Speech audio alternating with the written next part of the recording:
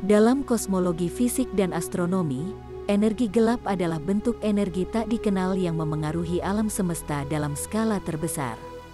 Penekanan pada tidak diketahui. Bukti keberadaan energi gelap didukung oleh sejumlah pengamatan. Ini termasuk usia alam semesta dibandingkan dengan bintang tertua, pengamatan supernova, dan latar belakang gelombang mikrokosmik. Masih banyak yang belum kita ketahui tentang luar angkasa, tetapi para ilmuwan yang mengamati rongga gelap di alam semesta telah mengungkapkan bahwa rongga inilah yang dapat menyebabkan energi gelap. Kekosongan ini adalah salah satu fitur terbesar dari kosmos dan seringkali dapat diukur dengan lebar ratusan juta tahun cahaya. Beberapa bahkan mungkin memiliki lebar beberapa miliar tahun cahaya yang sulit dipahami. Banyak orang sering melihat kekosongan ini sebagai lubang di ruang angkasa dan mengklaim bahwa ini adalah contoh ruang yang benar-benar kosong tanpa bintang, galaksi, plasma, gas, debu, atau lubang hitam. Bovins malah menyoroti bahwa kekosongan kosmik ini biasanya adalah awan gas yang sangat besar, Forbes melaporkan. Namun, menurut sebuah makalah baru, kekosongan kosmik ini bisa menjadi sumber energi gelap. Dan energi inilah yang menurut para ilmuwan dapat memisahkan alam semesta dengan menyebabkannya mengembang semakin cepat. Kekuatan misterius yang menyebabkan alam semesta bertindak dengan cara ini adalah sesuatu yang membingungkan para ahli astrofisika selama bertahun-tahun. Paul Sutter, seorang ahli astrofisika di SUNY Stony Brook University dan Flatiron Institute di New York City, menjelaskan apa arti penelitian baru ini bagi sains langsung. Apa hubungan kekosongan dengan energi gelap? Untuk satu hal, efek ekspansi yang dipercepat tidak terasa di dalam sistem bintang atau galaksi. Di sana, daya tarik gravitasi materi lebih dari cukup kuat untuk membuatnya kewalahan. Misalnya, baik tata surya kita maupun Bima Sakti tidak menjadi lebih besar karena energi gelap. Tetapi karena rongganya hampir sepenuhnya kosong, mereka merasakan efek energi gelap jauh lebih mudah. Tapi sekarang, dalam makalah baru ini, para peneliti mengklaim bahwa energi gelap tidak hanya ditemukan di ruang hampa, tetapi juga disebabkan oleh mereka. Mereka mengatakan bahwa struktur besar telah tumbuh dari waktu ke waktu. Sementara miliaran tahun yang lalu materi di ruang angkasa tersebar cukup merata, tempat-tempat yang memiliki sedikit lebih banyak mulai menarik lebih banyak materi ke dalamnya. Ini berlanjut hingga materi yang terakumulasi membentuk galaksi, kelompok, dan gugus. Namun, ini berarti kekosongan ini dibiarkan kosong dan membesar. Sutter menjelaskan, saat rongga tumbuh, dinding galaksi di antara mereka terus menipis dan akhirnya larut, memungkinkan rongga bergabung. Dalam beberapa miliar tahun ke depan, kekosongan akan berakhir dengan melarutkan jaringan kosmik, memaksa semua materi menjadi gumpalan terisolasi yang dipisahkan oleh kekosongan ratusan juta tahun cahaya. Saat ini terjadi, ini mengarah pada perluasan yang dipercepat yang sesuai dengan perkiraan energi gelap. Sementara lebih banyak penelitian perlu dilakukan di bidang ini untuk menguji teori ini. Ini tentu merupakan ide yang menarik. Berbicara tentang galaksi, semakin banyak bukti sekarang bahwa galaksi tumbuh besar dengan bergabung dengan galaksi lain. Teleskop seperti Hubble telah menangkap lusinan galaksi yang berinteraksi. Galaksi kita sendiri berada di jalur tabrakan dengan tetangganya Andromeda. Dan saat melakukan pengamatan inilah para astronom menemukan sesuatu yang mengejutkan.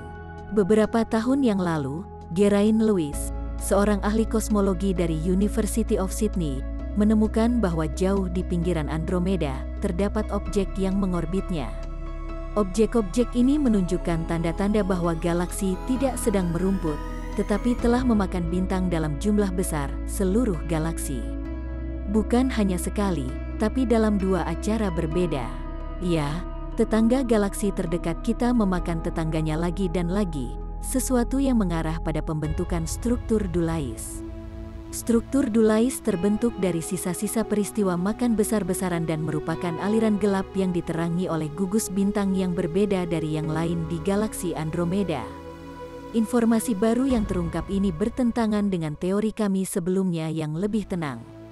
Galaksi-galaksi itu bergabung membentuk galaksi yang lebih besar. Galaksi berisi tanda tangan dari dua peristiwa makan utama. Yang lebih baru dari dua peristiwa terjadi sekitar 5 miliar tahun terakhir, sementara yang lain terjadi antara 8 dan 10 miliar tahun yang lalu. Petunjuk yang mengarah pada wahyu ini adalah gugus bola. Mereka adalah kumpulan bintang kuno yang memiliki tingkat metalisitas lebih rendah.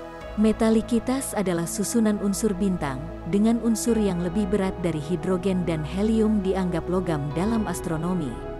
Setidaknya ada 150 di Bima Sakti, mungkin lebih. Mereka memainkan peran yang sangat penting dalam evolusi galaksi, tetapi peran tersebut belum dipahami dengan jelas. Globular, seperti yang diketahui, lebih lazim di halo galaksi, sementara pasangannya, gugus terbuka, ditemukan di cakram galaksi. Para peneliti telah mengidentifikasi populasi globular di halo bagian dalam Andromeda yang semuanya memiliki metalisitas yang sama.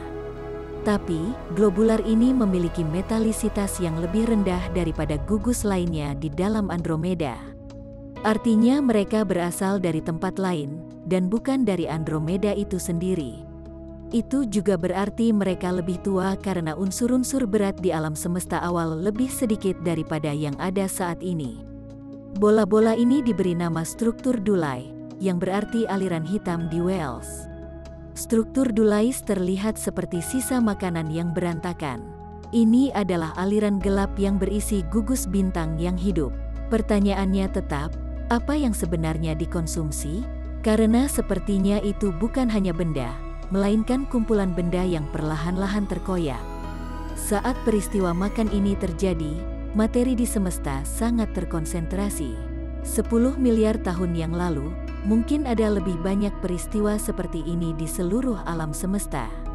Sejarah dan evolusi Andromeda adalah salah satu yang penting bagi para astronom. Bukan hanya karena itu dapat membantu kita memahami masa lalu Bima Sakti kita sendiri, tetapi juga karena kita berada di jalur yang bertabrakan dengan Andromeda.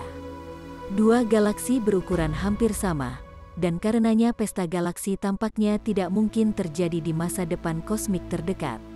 Tapi itu menimbulkan pertanyaan lain, apakah galaksi kita juga berpesta dengan galaksi lain yang lebih kecil untuk menjamin pertumbuhannya sendiri?